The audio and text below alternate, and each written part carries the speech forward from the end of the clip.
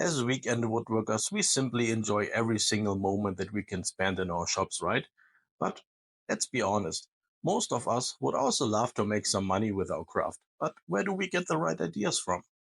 On the internet, especially here on YouTube, you can find dozens of videos with make money woodworking ideas. But how true is that? How good are those ideas? So, for example, I saw this video where someone claimed to make $250 of profit in just 1 hour by simply building and selling a farmhouse bench. Sounds too good to be true, right? So I put it to a test. I will rebuild this bench and I will put this on Facebook Marketplace and I will try to sell it for about 4 weeks. And well, let's find out what's going to happen. Now let's jump right into the process where I rebuild this bench design. Of course, I don't have the same boards as he had in his video, but I had some nice leftover boards too. And as you can see, those are finger joint boards, but I think they should do the trick. Those boards are about 20 millimeters thick, which is maybe not the same as the boards that he used in his video, but it's, I think, for this type of design, it's a good thickness. So I didn't change anything on that. And also I didn't want to over design and redesign the bench. I wanted to stick as close as possible to the bench I saw in the video, so I tried to not to do too many changes on it because I wanted to do an accurate test. Unfortunately, the boards that I had didn't have the right thickness, so I had to glue an extra piece to the seat, which you're gonna see in just a second.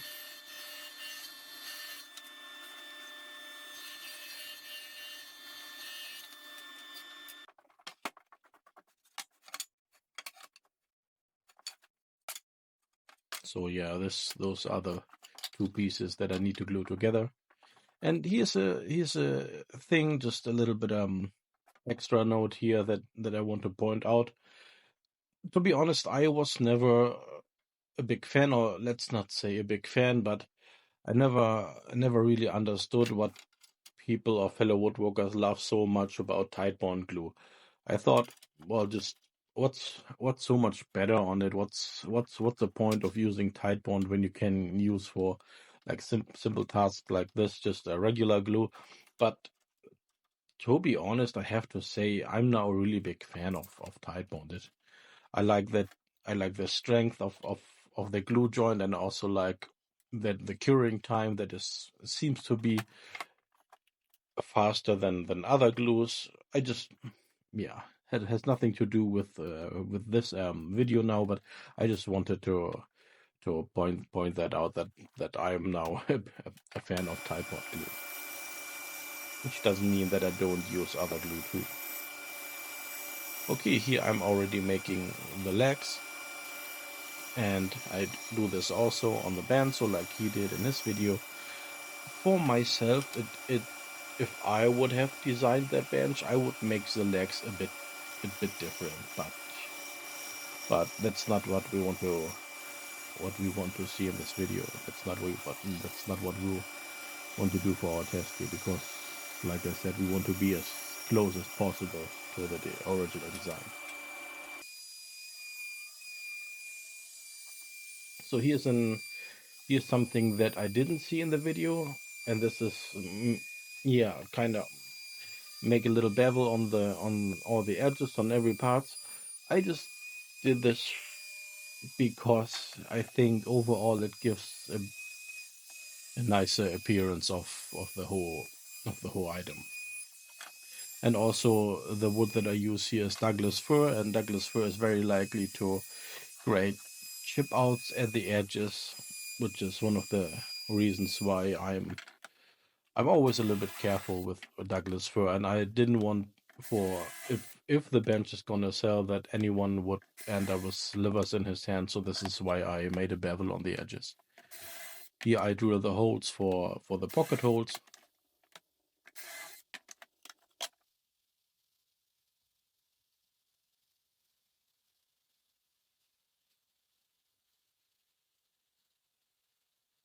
Yeah, pretty much as close as possible to the video.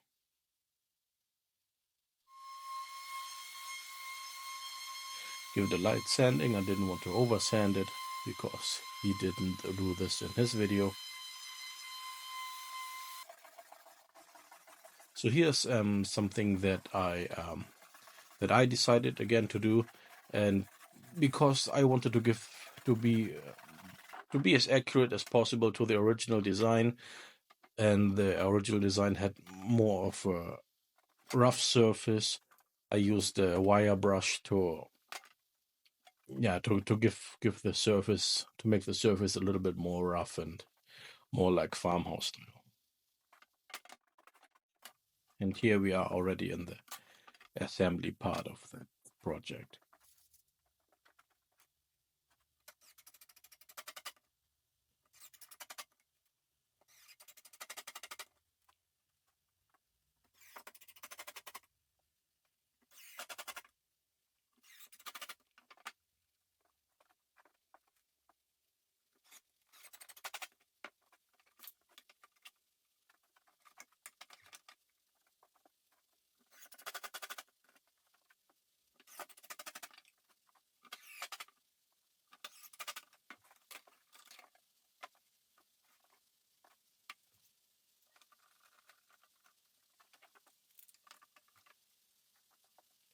Overall, it's not a very complicated project. It's more of a, you can almost say it's a beginner project.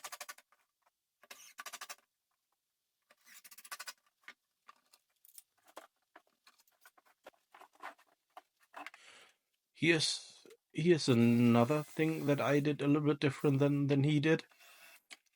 So what he did, he hit those when he assembled this part here, when he put the screws in, he plugged the screw heads with a wood plug. And this, I don't want to say it's wrong, but I'm not the biggest fan of doing that, because in my experience over time, even screws have the tendency to get loose over time, and when the screw is hidden under a glued-in plug, you have no chance to retighten those screws. So this is why I don't do that. So I do it here with visible screw heads, which I don't think is wrong. If you so in this particular case, I used pan head screws. And this is just what I usually do when I have visible screw heads, I usually use pan head screws because they look a little bit better than countersink screws or flathead screws, in my opinion. Okay, the wood burning part is also done. I only had a small torch, and here I apply the wax that he also did in this video. And to be honest, I would have done this anyway because I'm a huge fan of wax. It always kind of fires up everything and really brings out the grain, especially when you have like a wood burn surface like this. I'm a huge fan of this, and it's easy enough to apply.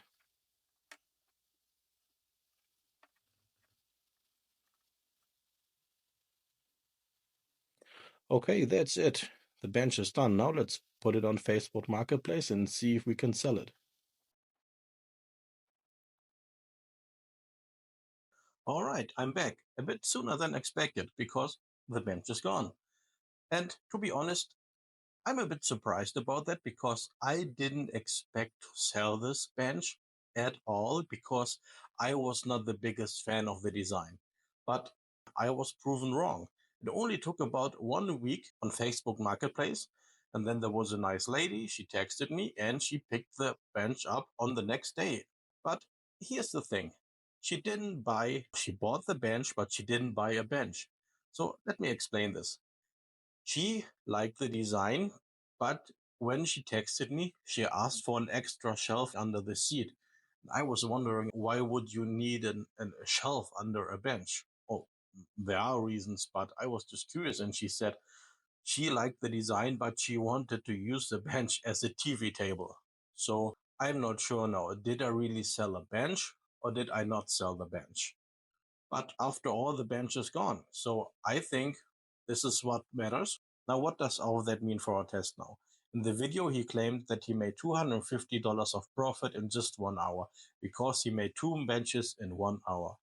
To be honest, for myself, it took me almost 2 hours to make one of the benches. So, bottom line, is it now a good woodworking project to make some money or is it not? I'm not sure because yes, I sold the bench even though that I didn't sell it as a bench but as a TV stand, but I'm not really sure if I could sell the same design again. So for myself, I really enjoyed making this video. I really enjoyed rebuilding this project.